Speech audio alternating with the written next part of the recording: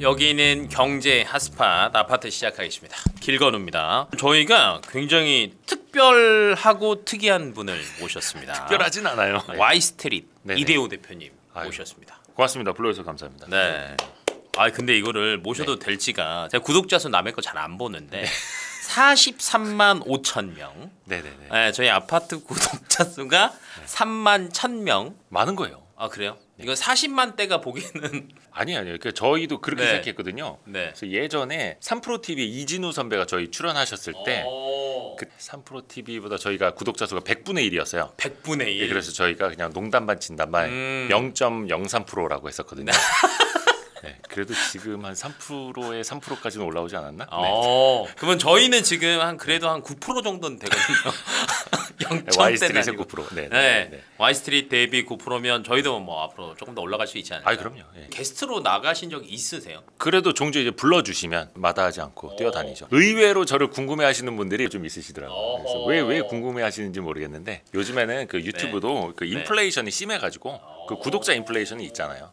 이제는 그 유튜브가 그 대세 플랫폼이 되다 보니까 네네. 많은 분들이 유튜브는 그냥 다 끼고 사시고 아. 예전에는 한 10개, 20개 구독했다면 이제는 기본적으로 한 3, 40개는 구독하고 계실 거예요. 여러분의 그 구독 목록을 한번 쭉 보세요. 내가 이거를 구독을 눌렀었구나 한 게 있을 겁니다. 분명히. 예. 그러다 너무 보니 많아요. 네. 그냥 이게 올라가는 것도 그쵸, 있다. 예. 사실 저희가 이제 대표님 네, 모시면서 네. 어떤 걸 질문해야 될까를 정말 궁금한 것들도 많았는데 네네네. 좀 조심스러운 것도 많았어요. 아, 그래요? 네, 막 하시죠. 네. 좀 막 해보겠습니다. 저희도 진짜 그냥 막 하는 걸 좋아해요. 왜냐면 그 정형적인 방송 그 틀 안에 갇혀져 있을 필요는 없거든요. 옛날 말로 따지면 유튜브가 그 인터넷 방송이에요. 그러니까 김구라 씨가 예, 뭐 이렇게 노숙자 황봉활 이런 분들하고 하시는 그 인터넷 방송이 지금 그게 유튜브거든요. 근데 이제는 사람들이 유튜브에 와서도 왠지 뭔가 정제되어 있어야 하는 것 같은 걸 느끼시는 거예요. 왜냐면 이제 지상파 보는 시간하고 유튜브 보는 시간 비슷하다 보니까 이제 헷갈리시는 거죠. 근데 사실 이쪽은 규제도 없고 좀 더 프리하게 하는 그냥 인터넷 방송이잖아요. 그럼 저희 오늘 욕 빼고 다 해도 예, 그럼요. 저희도 그래요, 마찬가지로. 아주 좋습니다. 네네. 네. 그러면 오늘 여러 가지 이야기를 한번 해볼 건데 지금 대표님이 딱 16년 동안 기자 생활을 하셨더라고요. 아, 그랬나요? 본인 뭘 요즘 세 번째가 오래돼가지고. 머니투데이 방송에서 근무하셨는데 네네. 요때도 유튜브 하신 걸로. 맞아요. 네, 그때 채널 이름이 주식초등학교. 주식초등학교 교장 선생님이라는 별명까지 맞아요. 네, 있으셨다고 팬덤도 엄청 많으신 걸로 알고 있는데 아유. 유튜브로 이렇게 딱 나오게 된 결심하게 된 이유? 계기? 뭐 이런 거 있으세요? 그러니까 사실 저는 이제 전통 미디어에 주로 있었죠.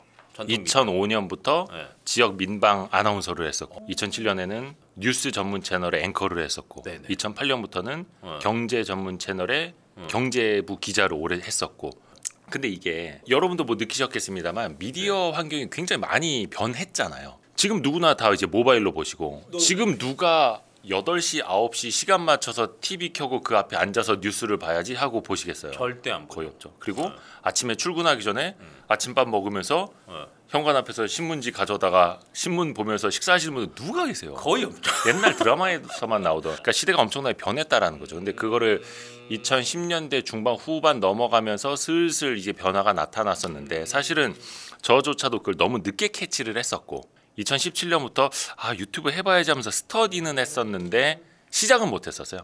그러다가 2020년에 그 증시 한번 크게 부러지고 나서 다시 반등하고 엄청나 이제 동학개미 운동이 일지 않았습니까? 더 늦으면 안 되겠다라고 하고 그때부터 진짜 난 놓고 기억자도 모르고 ABCD도 모르면서 주식 투자하시는 분들이 정말 많이 들어온 거죠. 그래서 그때 더 늦어서는 안 되겠다라고 시작을 한 게 주식 초등학교. 예, 그때 원래 제가 책을 쓸 생각이 좀 있었는데 책 쓰는 것보다는 유튜브로 하자. 그래서 시작을 했던 게 그거였습니다.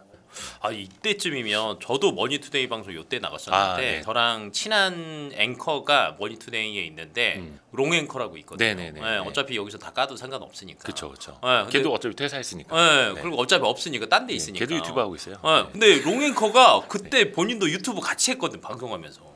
네네네. 비슷한 맞아요. 시기 아니에요? 그랬네요. 예. 걔는 근데요, 저희 개인 채널로 시작을 했어요. 저는 회사 채널로 시작을 했고. 맞아. 네, 근데 그래갖고 나한테 그 얘기를 했거든. 제가 이제 천추의 한입니다. 예, 그걸 회사 채널로 만들어가지고 그걸 회사에 들고 놓고 나왔어야 나오고. 되는데.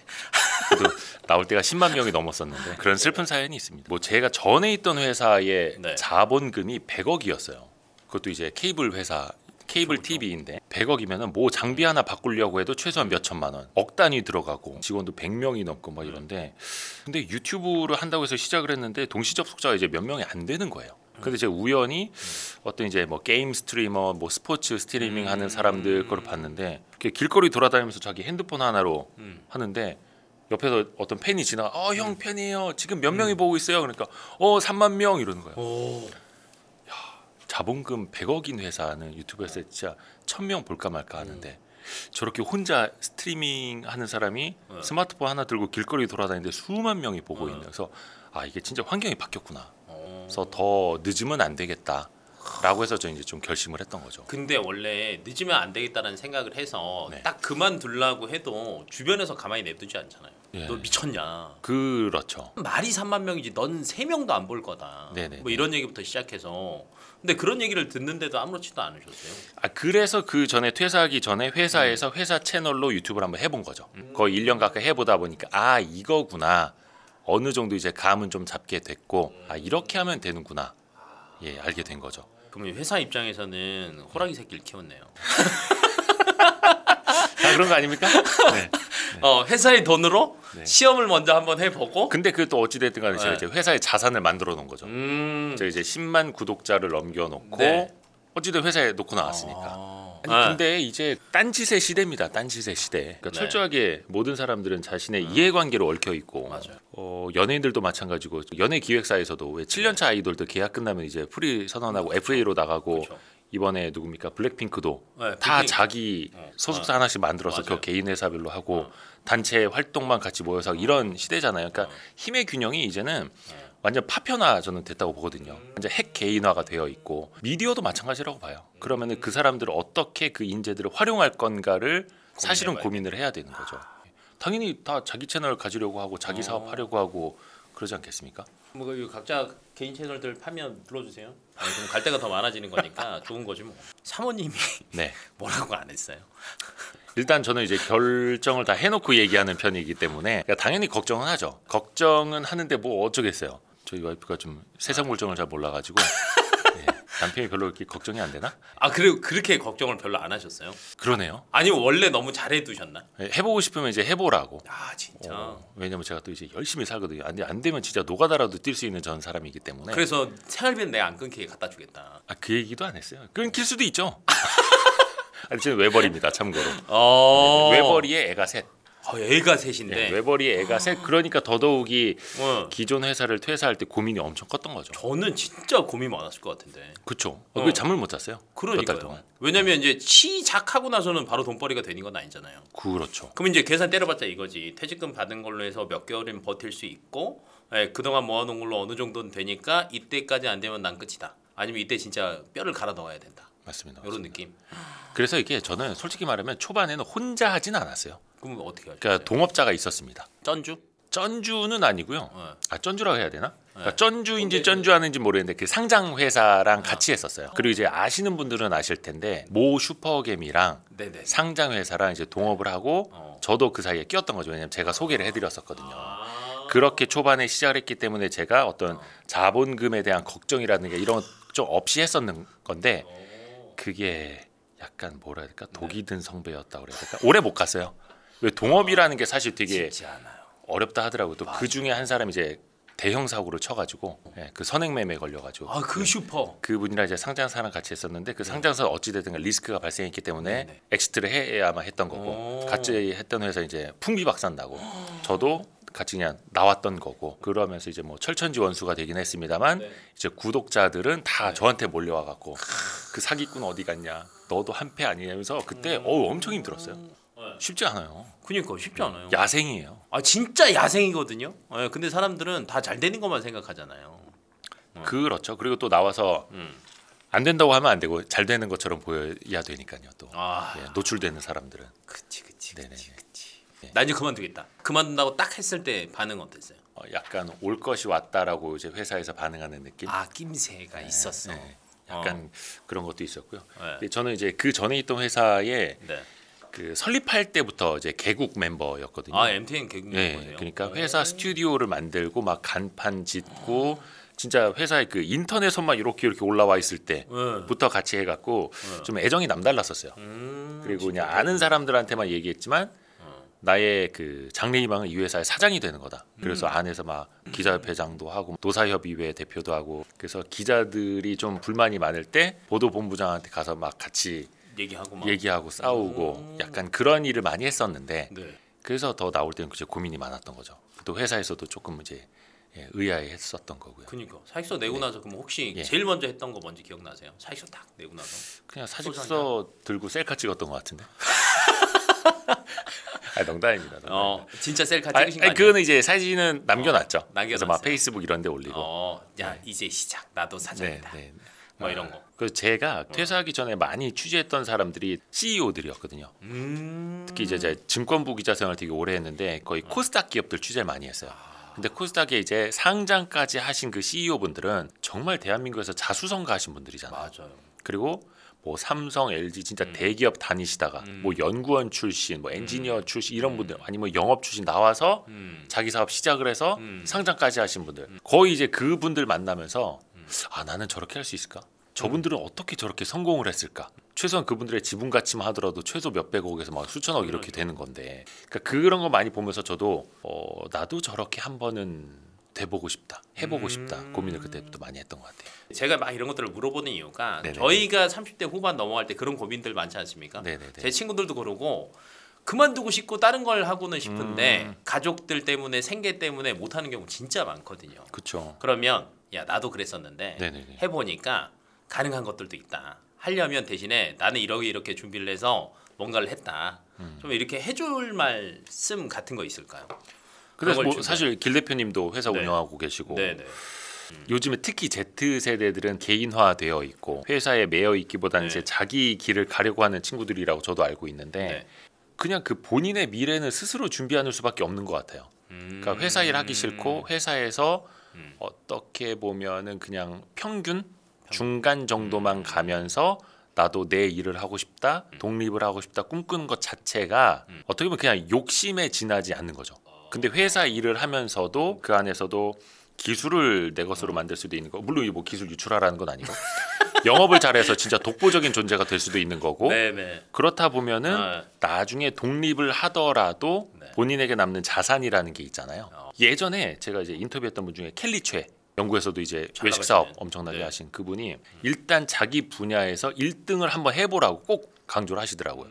그러니까 그분은 중학교 졸업하고 바로 이제 공장 취업하셨다 하던데 셔츠 공장에서도 단추 달고 뭐 이렇게 구멍 내고 하는 것도 자기가 공장에서 1등을 했대요. 그러니까 단추 붙이는 거 하나라도 자기가 최고가 돼보라는 거죠. 그래서 어떤 회사에서든 부서에서든 압도적인 성과, 영업 1등, 영업 왕 아니면은 뭐 기술 개발 1등이라도 해보고 나오라는 거죠. 근데 그런 사람들은 주변에서도 다 알아봐요. 낭중지추지 않습니까?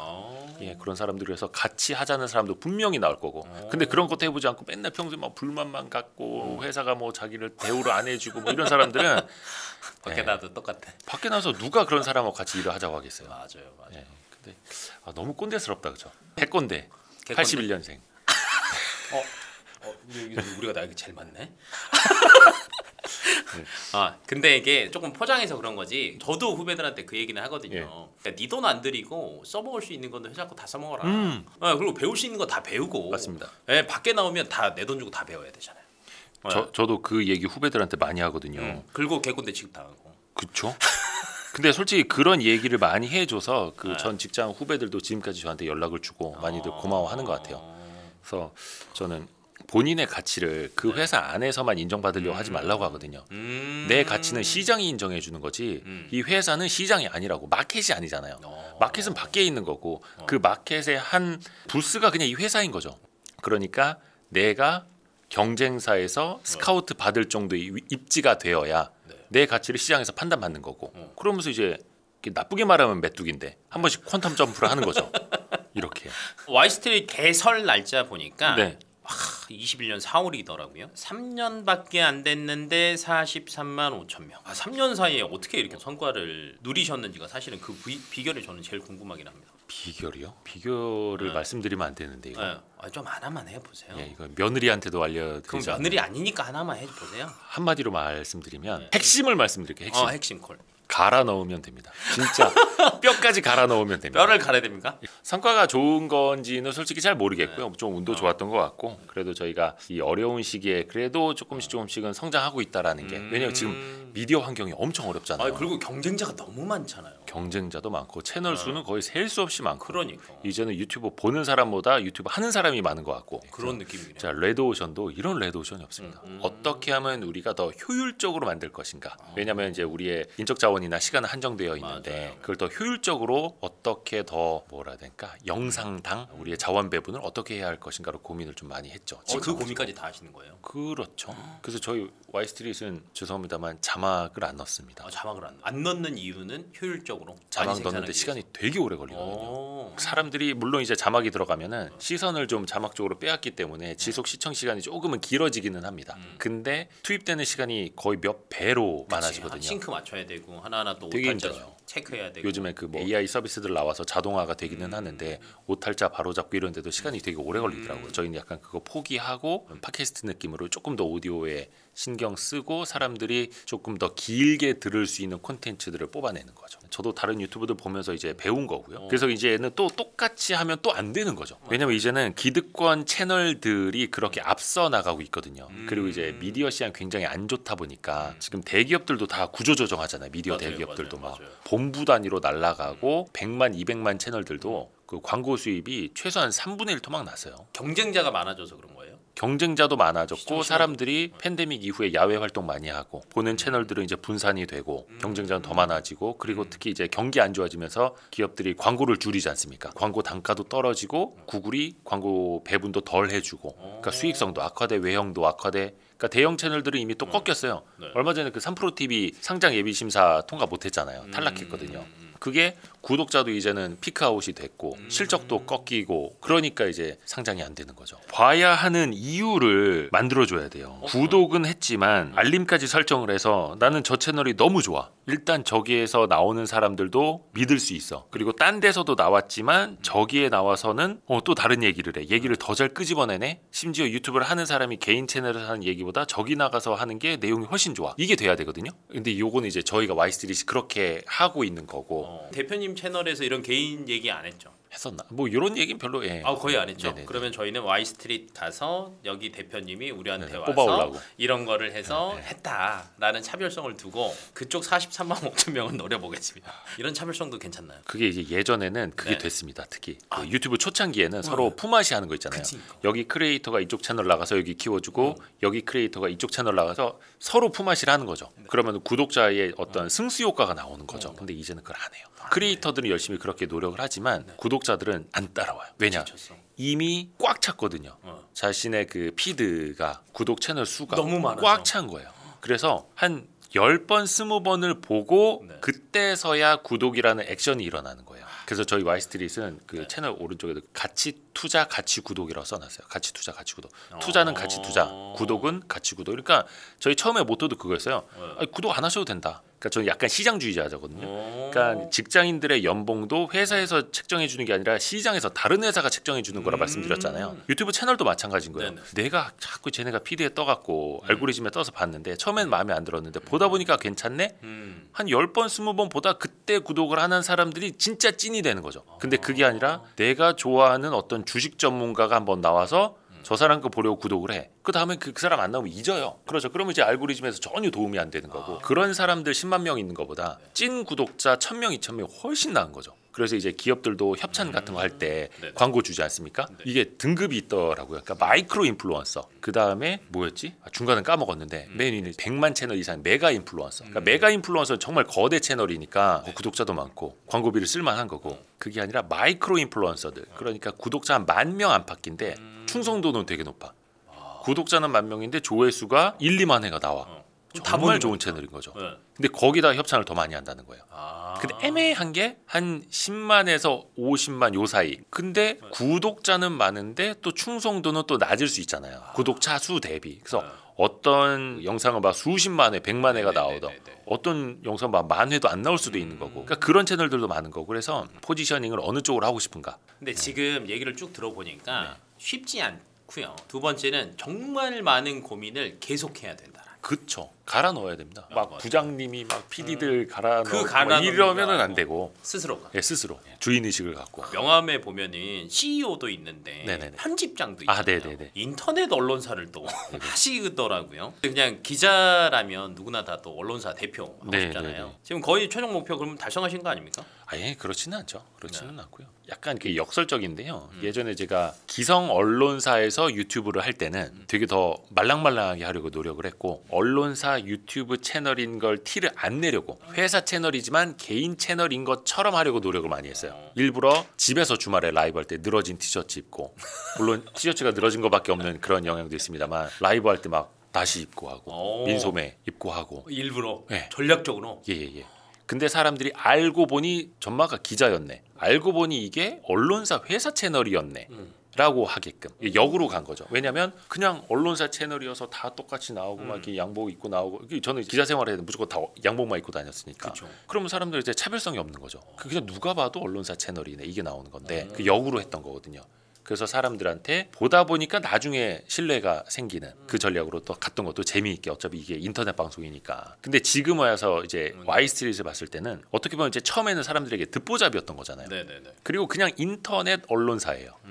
저희도 이제 서울시에 등록한 인터넷 언론사인데 그렇게 봤을 때는 처음부터 공신력이라는 게 있을 수가 없는 거죠. 그러다 보니까 더 막 자연스럽게 자유롭게 하는 게 신경이 쓰이더라고요. 아, 그래도 좀 우리가 이제는 공신력을 역으로 제로에서부터 만들어 나가야 되는데 옛날처럼 하면 안 되겠다. 더 신경이 쓰이는 거죠. 그래서 옛날처럼 더 막 못하는 것 같아요. 또. 아 진짜요? 네. 그러면 이제 또 궁금한 거는 인터넷 언론사를 차려야 되겠다 네. 이런 걸 생각을 하셨어요? 어떻게 보면 이제 그냥 방구석 유튜버밖에 안 될 수도 있는 거잖아요. 에이 43만이 방구석. 그러니까 처음에 아, 제로에서부터 처음에? 시작을 네네네. 할 때. 그래서 저는 어차피 또 언론인이고 언론인 출신이고 예전에 주식 초등학교를 만들 때도 그랬고 지금 Y스트릿의 대부분 콘텐츠도 그렇고 어찌됐든 간에 사람들에게 유익해야 된다는 거죠. 그러니까 재미도 있어야 되고 콘텐츠 내용도 좋아야 되고 뭐 증시 전망이나 유망한 주식이나 뭐 부동산 시장 전망이나 거시경제나 좋은 내용도 있지만 결국은 그게 사람들에게 유익 해야 되는 거잖아요. 그런 측면에서 봤을 때 어느 정도의 좀 책임감도 많이 느끼고 뭐라 해야 될까 좀 쓸데없이 좀 병적인 거기도 한데요. 그래서 더 리버럴하게 못하는 거예요. 왠지 언론인으로서 해야 될 것 같은. 책무가 있. 예. 인터넷 방송은 유튜브는 그냥 사람들이 듣고 싶어하는 것만 전달하면 되거든요. 지금 막 시장이 폭락할 것 같아요. 예, 폭락. 시장이 이렇게 오를 것 같아요. 그냥 떡상 이러면 막 조회수 많이 나와요. 그치. 근데 저희는 또 마냥 또 그렇게 어그로만 끌기도 좀 양심이 찔리기도 하고 공익성도 갖춰야 되고 그러니까 약간 재미가 없는 측면도 있는 거예요. 저도 알죠. 그래서 하지만 그 사이에서 계속 이제 고민을 고민을 하다 하는 보니- 거예요. 아, 중용을 찾아야 되는데 그게 어렵죠. 그러다 보니까 언론사까지 그냥 하게 되는 거예요. 그렇죠. 기사도 쓰세요? 근데 이게 예전에는 기자들이 나가서 차린 게 인터넷 언론사 대부분 홈페이지 하나 만들고 블로그로 해놓고 거기다 기사 쓰고 속된 말로 이제 기업들 조져가지고 광고 달라고 하고 특히 이제 어떤 사람들은 전화기 한 5대 놓고 언론사 A, B, C, D, E 이렇게 해서 여기서 기사 하나 쓰고 같은 기사 여기서 베끼고 홈페이지 5개 운영하고 몇십 개 돌린다는 분도 얘기를 들었는데 그런 식으로 이제 기사 장사 하는 사람들이 많았거든요. 근데 요즘에는 이제 그게 먹히는 시대도 좀 아닌 것 같고 그리고 또 그렇게 해서도 안 되고 그리고 이제는 텍스트 시대보다는 영상의 시대이기 때문에 네네. 그 텍스트를 쓰고 있을 시간에 영상이라도 하나 더 만들자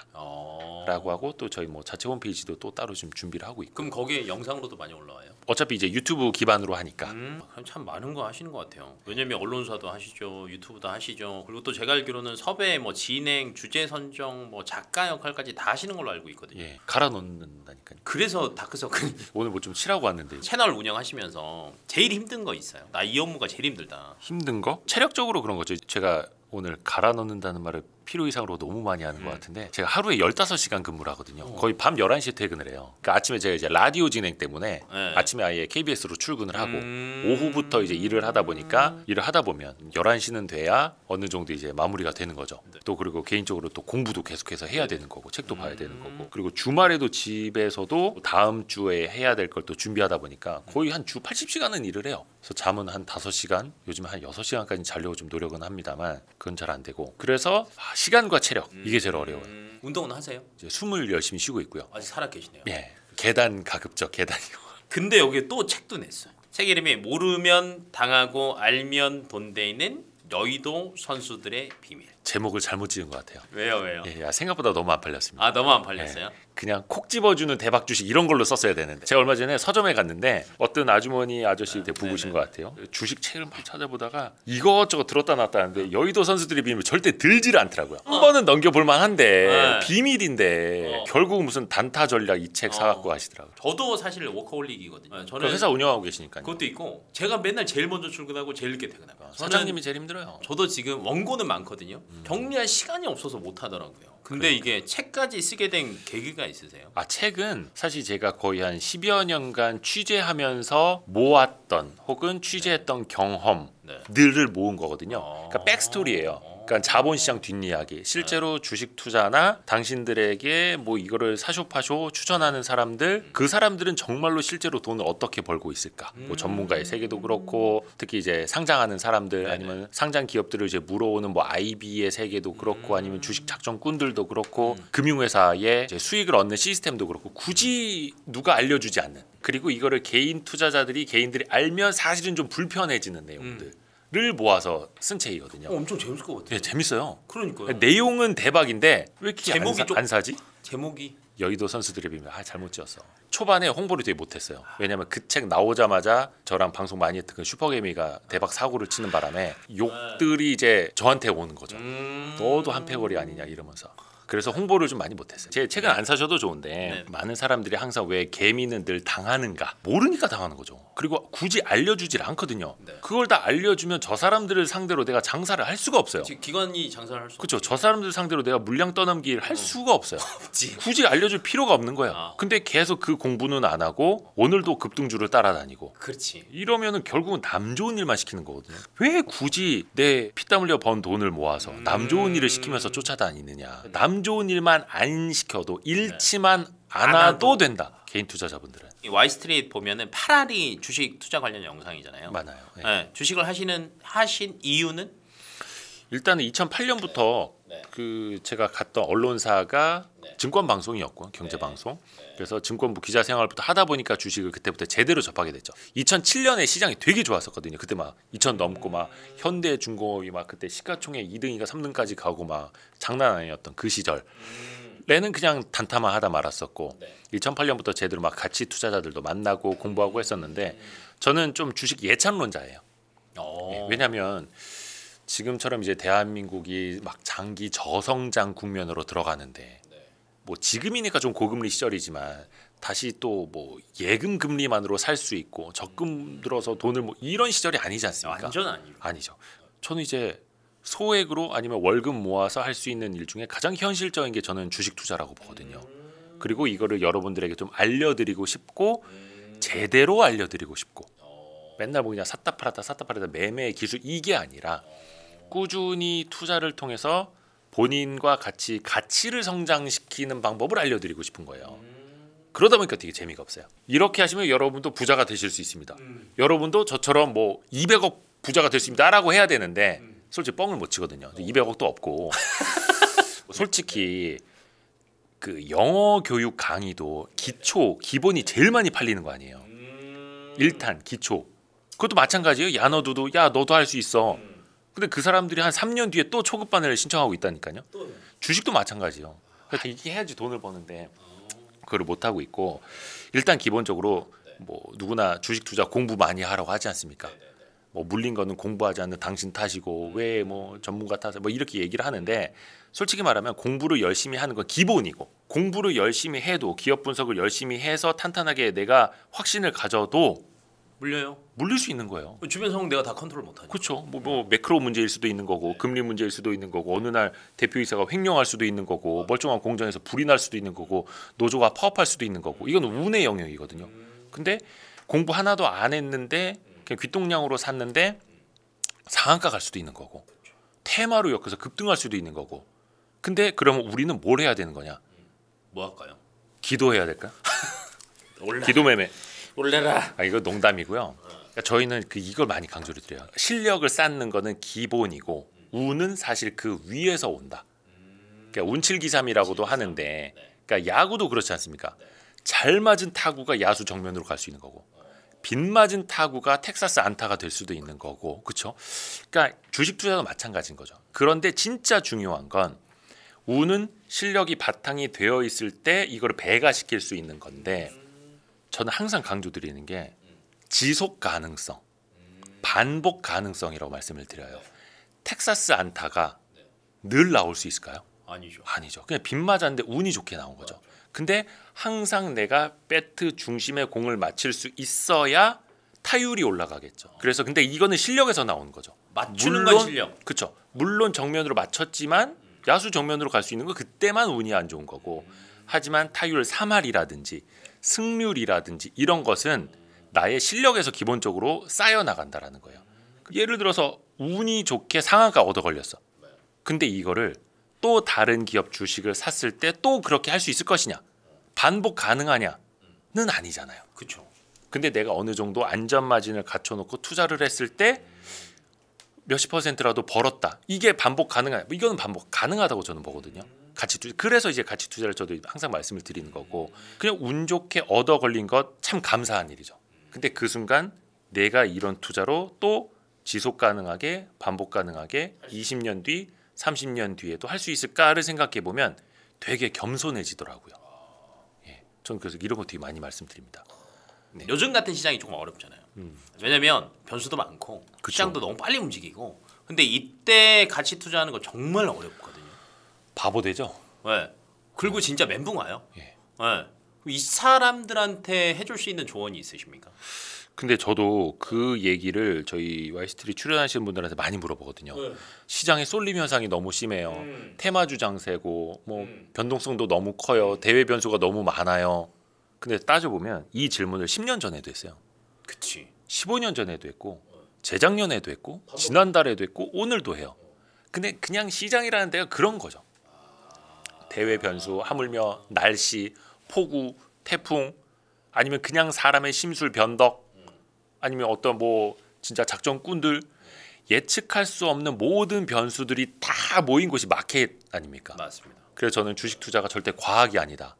과학은 랩실에서 실험실에서 똑같은 조건을 적용을 하면 항상 똑같은 결과가 나와야 그게 논문으로서의 가치가 있고 그게 과학이잖아요. 변수가 없는 거죠. 그렇죠. 근데 주식 투자는 절대 그렇지 않아요. 왜? 사람의 모든 심리 상황이 다 달리 반영이 되기 때문에. 그래서 앙드레 코스톨란이 얘기한 것처럼 주식 투자는 과학이 아니라 예술이다. 저는 거기에 가깝다고 봅니다. 되게 비이성적일 수밖에 없는 게 시장인 거죠. 야성적 충동도 막 있고. 근데 가치 투자가 그게 먹히느냐? 때때로는 가치 투자자가 바보가 되죠. 예, 저는 멍청이가 되기도 하죠. 그런데 저는 그게 기반이 되어야 한다라는 거 봐요. 말씀이에요. 그러니까 이 위에 이 차도 커피도 있고 뭐 생수도 있고 태블릿 PC도 있고 마이크도 있지만 밑에 튼튼한 테이블 하나 있어야 흔들림 없이 뭐든 세울 수 있다라고 보는 거예요. 근데 가치 투자만이 방법이다라고는 저는 말씀은 안 드려요. 그러면 가치 투자의 정의는 뭔데? 이것만 해도 한 몇 시간은 떠들게 되죠. 그치. 근데 이런 튼튼한 테이블 위에 꼭 생수만 올려놔야 되는 법은 아니거든요. 그렇죠. 커피도 있을 수 있는 거, 뭐 블랙 커피가 있을 수도 있는 거고 카라멜 마키아토가 있을 수도 있는 거고 이게 또 하나의 포트폴리오가 되는 거고. 그래서 요즘 뭐 유행하는 밸류업, 저 PBR, 주주환원 기대주가 있다면 AI 주도 있어야 되는 거고 로봇 관련주도 있어야 되는 거고 반도체 업황 턴어라운드 하는데 반도체 주도 있어야 되는 거고 다양한 투자를 해야 된다는 거죠. 되게 하다 보면 다 담아. 그렇죠. 그럼 또 백화점이 되나? 네.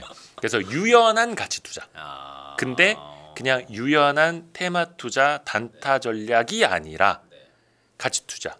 내가 이거를 철저한 분석을 통해서 원금의 안전성과 적절한 마진을 추구하는 행위가 바탕에 깔려 있고, 이건 벤자민 그레임이 말씀하신 것처럼 그 위에 뭐 단기간에 뭐 20% 올랐으면 나는 1년에 20%를 기대했는데 일주일 만에 20%가 그러면 팔 수 있는 거죠. 유연하게. 저는 그건 맞는 것 같아요. 왜냐면 좀 안전한 수익률이 기반이 돼 있어야 그때 시장에서 인기 있는 것들 따라가서 수익도 낼 수 있는 거지. 그렇죠. 이렇게 네. 초과 수익 내려고 하는 거잖아요. 맞아요. 예.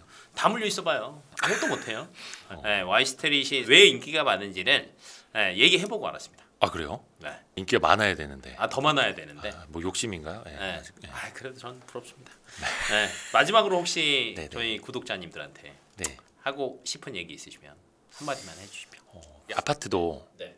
이제 경제, 투자 관련된 이야기 많이 하시잖아요. 그러니까 결국은 돈 벌기 위해서 수익 내기 위해서 아시아 경제 아파트를 보시는 분들일 거란 말이에요. 저는 이제 복리 효과라고 이야기를 하는데 지식도 자산도 복리로 쌓인다고 저는 보거든요. 그러니까 예를 들어서 반도체 용어 하나도 모르는데 반도체 누가 막 설명을 해. HBM 얘기를 안 들어오잖아요. 맞아요. 근데 기초 영어를 알고 뭐 8대 공정하고 후공정 공부한 다음에 HBM 얘기를 해. 그럼 쑥쑥 들어오는 거죠. 저는 이게 이제 복리 효과가 시작되는 거라 보거든요. 자산도 마찬가지라고 봐요. 그냥 그때 뭘 사고 팔고 매매 잘해서 300만 원 벌었고 이게 중요한 게 아니라 내가 어떤 논리로 어떻게 분석을 해서 5%라도 수익을 냈다. 아니면 내가 한때는 마이너스 20-30%까지 갔지만 내가 어떤 논리를 근거로 해서 어떤 데이터를 기반으로 해서 결국은 6개월, 1년을 기다려서 수익을 냈다. 라고 한다면 본인한테 엄청난 자산이 쌓인 거거든요. 이 경험. 물론 과거의 성공 경험은 미래의 성공을 담보하는 건 아닙니다만 이거를 좀 많이 하셨으면 좋겠는 거예요. 저는 그래서 항상 그 물고기를 잡아드리는 게 아니라 물고기 잡는 방법을 알려드린다고 저희는 말씀을 드리거든요. 그러다 보니까 당장은 인기가 없어요. 근데 오래 두고 보면 아 그게 맞는 거였구나. 결국 나한테 쌓이는 게 뭔가를 저는 좀 아셔야 된다. 많이 강조를 드립니다. 오늘 참 여러 가지 얘기들 들어서 네. 재밌네요. 예, 감사합니다. 자주 나오십시오. 예, 뭐 불러주시면. 아니 맨날 진행만 하면 재미없잖아요. 저도 참 이렇게 하다 보면 말이 많더라고요. 앞으로 또 뵀으면 좋겠고. 네네. 오늘 영상 굉장히 좋아하실 것 같아요. 아유 고맙습니다. 네. 감사합니다. 고생하셨습니다. 수고하셨습니다. 아유. 수고하셨습니다.